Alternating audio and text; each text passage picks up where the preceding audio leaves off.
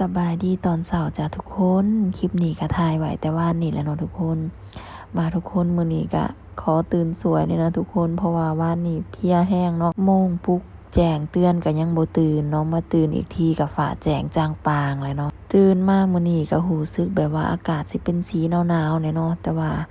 มีแดดส่องออกมาอีกเนาะโอ้บรรยากาศถือว่าโคตรดีเลยเนาะเช้ามื้อนี้สุกก็สิมาค้างหม้อข้าวแล้วก็ต้มไข่ไปนำเนาะเมนูตอนเช้ามื้อนี้ก็คือกินไข่ต้มไปเลยจ้า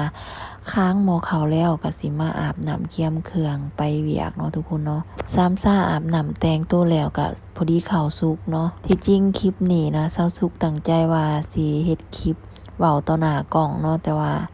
นั่นแหละทุกคนคือหูแหละมันเป็นความชินเคยเนาะทุกคนแบบว่าเฮาเคยตั้งกล้องไว้แล้วก็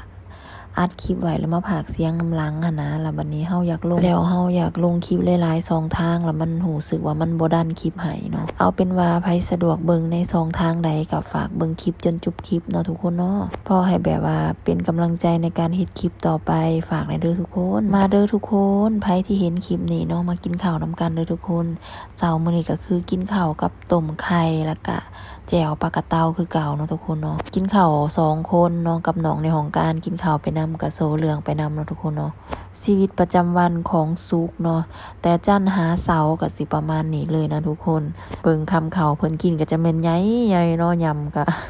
จนว่าเห็นหดกุกแขวพุ่นเนาะเช้าอันนี้จะแม่นบ่เสงี่ยมเคียมคมแท้เด้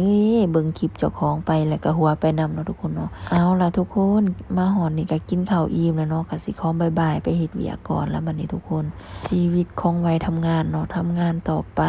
ทุกคนอย่าอู่อย่าเกียจอย่าค้านแต่ว่าญาติอยู่อย่างเดียวตอนนี้ญาติหัวหน้าผ่านมาเห็นคลิปนี้เนาะถึงว่าเฮาสิอัดคลิปแต่ว่าเฮาก็เฮ็ดเวียกไปนำเด้อหัวหน้าเอาล่ะทุกคนถ่ายคลิปแล้วถ้าว่าคลิปนี้มีประโยชน์ขอให้ทานกดใจเนาะและถ้าคลิปนี้บ่มีประโยชน์ก็ขอให้ทานกดใจคือกัน